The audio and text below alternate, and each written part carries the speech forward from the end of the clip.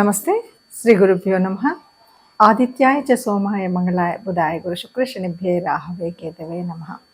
వాగార్థవే సంపృక్తో వాగార్థ ప్రతిపత్తే జగతపితరౌ వందే పార్వతీ పరమేశ్వరౌ. ప్రతి మాసంలాగానే డిసెంబర్ మాసం 2024లో మన రాశి ఫలితాలు ఎలా ఉన్నాయి, మాస ఫలితాలు ఎలా ఉన్నాయి అన్నది తెలుసుకోవాలి. రాశి ఫలితాలు, మాస ఫలితాలు మాసం చెప్పుకున్నప్పటికీ, పక్షం చెప్పుకున్నప్పటికీ మారేటువంటి గ్రహాల గమనాన్ని బట్టి కొంత తేడా అయితే ఉంటుంది. ఎందుకంటే నిన్న మొన్నటి వరకు ఉన్నటువంటి వక్రగతిలో ఉన్నటువంటి గ్రహాలు వక్రాన్ని వదలొచ్చు, కొత్త గ్రహాలు వక్రంలోకి వెళ్ళొచ్చు. ఇలా రకరకాలైనటువంటి మార్పులు గ్రహ గమనంలో ఉంటాయి. మరి ఇలా గ్రహ గమనంలో వచ్చేటువంటి మార్పుల్ని, అలాగే మరి గ్రహాల యొక్క దృష్టి కానీ, గ్రహాల యొక్క యుతి కానీ, ఇవన్నింటి యొక్క ఎఫెక్ట్ అనేది మనకు మారుతున్నటువంటి, అంటే ఆ గ్రహాల ప్రభావం మానవ జీవనాల మీద పడ్డం.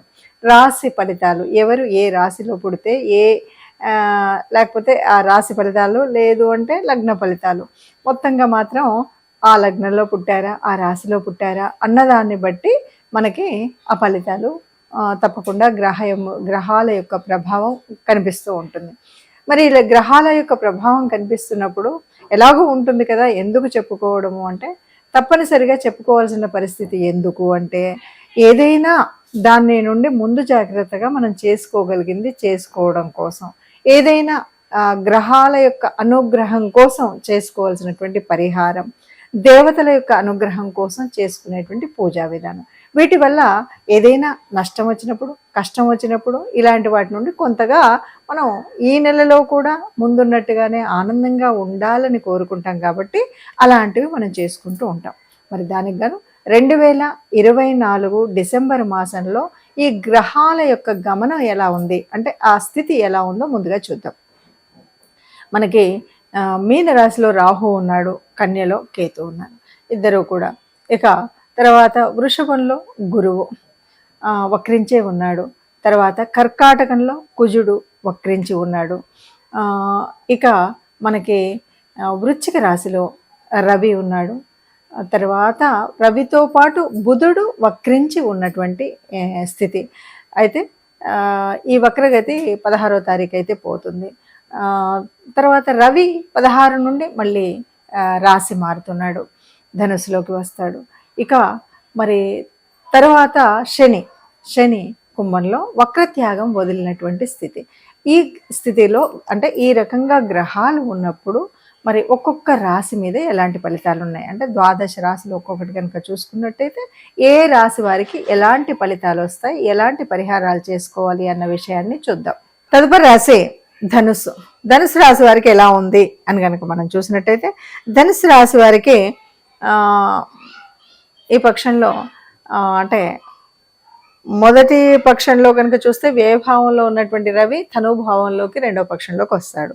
ఇక శుక్రుడు ద్వితీయంలో ఉన్నాడు. చక్కగా ధనస్థానం, వాక్స్థానం కాబట్టి చాలా అద్భుతంగా ఉంటుంది. పుణ్య గ్రహాలన్నింటిలోకి ఏది ముఖ్యం అంటే మనం గురువు శుక్రులే అని చెప్తాం. అలాంటిది శుక్రుడు రెండవ స్థానంలో ఉన్నాడు, ధనస్థానంలో ఉన్నాడు. కాబట్టి మీరు చేసేటువంటి ఆర్ట్ కానీ, ఈ రకరకాలైనటువంటి కొన్ని ఫీల్డ్స్, ముఖ్యంగా కమ్యూనికేషన్ సంబంధించినటువంటి, రాజకీయ రంగానికి సంబంధించినటువంటి, సినిమా రంగానికి సంబంధించినటువంటి ఆర్టిస్టులు, సింగర్స్, వీళ్ళంతా ఎవరైతే ఉన్నారో వీళ్ళకి చక్కగా ఆర్థికంగా అభివృద్ధి చెందేటువంటి అవకాశం ఉంటుంది. అన్నిట్లలో కూడా అభివృద్ధిగా కనిపిస్తారు. అయితే 4లో రాహు ఉన్నాడు. 4లో రాహు అంటే ఏదైనా వ్యాపించడమే. ఈ వ్యాప్తి ఎలా ఉంటుంది అంటే మనకు కనుక మన జన్మజాతకంలో ఉన్నటువంటి కుండలిలో సరిగ్గా ఉన్నప్పుడు అంతా కూడా మంచి వ్యాపిస్తుంది. లేదు అంటే కమ్యూనికేషన్లో ఇబ్బందులు ఇలాంటివన్నీ జరుగుతూ ఉంటాయి.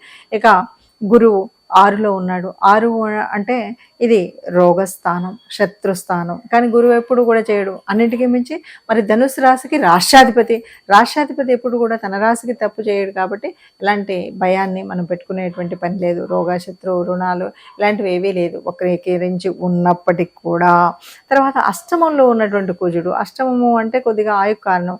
కానీ ఇక్కడ కుజుడు మనం ఏదైనా ప్రయాణాలు చేస్తూ ఉన్నప్పుడు జాగ్రత్తగా వెళ్ళడం, యాక్సిడెంట్స్, బండి మీద వెళ్ళినప్పుడు, కారు మీద వెళ్ళినప్పుడు ఇలాంటివి అయితే చాలా జాగ్రత్తగా ఉండాలి అనేది చెప్తున్నటువంటి గ్రహస్థితి. కాబట్టి మనం ఏదో కోపంతో ఎవడి మీదకో వెళ్ళిపోవడము, లేకపోతే అనుకోని యుద్ధాలు జరగడము, మానసికంగా కంటే శారీరకంగా మనకి ఏదో ఒక రకమైనటువంటి గాయం కలిగేటువంటి పరిస్థితి ఉంటుంది. కాబట్టి ఈ విషయంలో జాగ్రత్తగా ఉండాలి. వ్యయభావంలో రవి బుధులు ఇద్దరు ఉన్నారు. ఇలా ఉన్నప్పుడు కొద్దిగా మనము ఇతర దేశాలకు లేకపోతే దూర ప్రయాణాలకు, దూర స్థితికి సంబంధించినటువంటి విషయాల్లో మనకు వచ్చేటువంటి అభివృద్ధి ఉంటుంది. ఆ అభివృద్ధి వల్ల అంటే మనకు విదేశీ నుండి వచ్చేటువంటి ద్రవ్యం కానీ, విదేశీయాల వల్ల వచ్చేటువంటి సంపాదన కానీ, ఏమైనా డబ్బులు ఇవి జరిగినప్పుడు ఇలా వచ్చేటువంటిది కానీ మనకు జరుగుతూ ఉంటుంది. ఇది మొదటి పక్షంలో జరిగేటువంటి పరిస్థితి. రవి తనుభావంలోకి వస్తాడు. ఎప్పుడైతే రవి ఉన్నాడో మనకు ఆరోగ్యరీత్యా బాగుంటుంది, ఒక తేజస్సు ఉంటుంది. తనుభావం అంతా కూడా తేజస్సుతో, టీవీతో నిండినట్టుగా ఉంటుంది. ఎవరికి ఏది చెప్పాలన్నా కూడా ఒక డిగ్నిటీ అంటారు కదా, ఆ విధంగా కొనసాగుతుంది. దీనివల్ల ఏంటంటే మనం ఏది చెప్పాలనుకున్నా కూడా గంభీరవాదనంతో చక్కగా చెప్పగలిగేటువంటి స్థితి ఉంటుంది. మనం చెప్పింది వేదంలాగా ఉండేటువంటి పరిస్థితి కూడా ఉంటుంది. మరి రాశి ఫలితాలను అయితే మనము ఇలా తప్పనిసరిగా చూసుకుంటే దానివల్ల ఉపయోగాలు అన్నాం. లేదు అంటే మనం పరిహారాలు ఎలా తెలుసుకోవాలి, ఏం చేయాలి అని అన్నాం. ఏది ఏమైనా సరే మొత్తంగా ఏమిటి అంటే గ్రహాల యొక్క గమనం అనేటువంటిది మన పూర్వజన్మలో ఉన్నటువంటి ఫలితాల మూలంగానే మనకు జన్మజాతకంలో అయితే గ్రహాలు పడతాయి.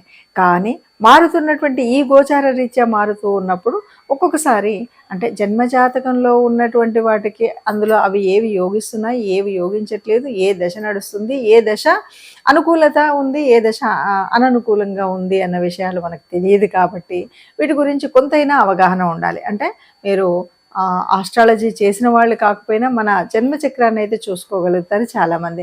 జన్మచక్రం చూసుకున్నప్పుడు ఏ రాశి వాళ్ళకి ఏ రాశి మనది, ఏ రాశి వాళ్ళకి సరిగ్గా ఉంది లేదు, అలాగే మనకు యోగించే గ్రహాలేంటి, యోగించని గ్రహాలేంటి అన్నది మనకు తెలుస్తుంది.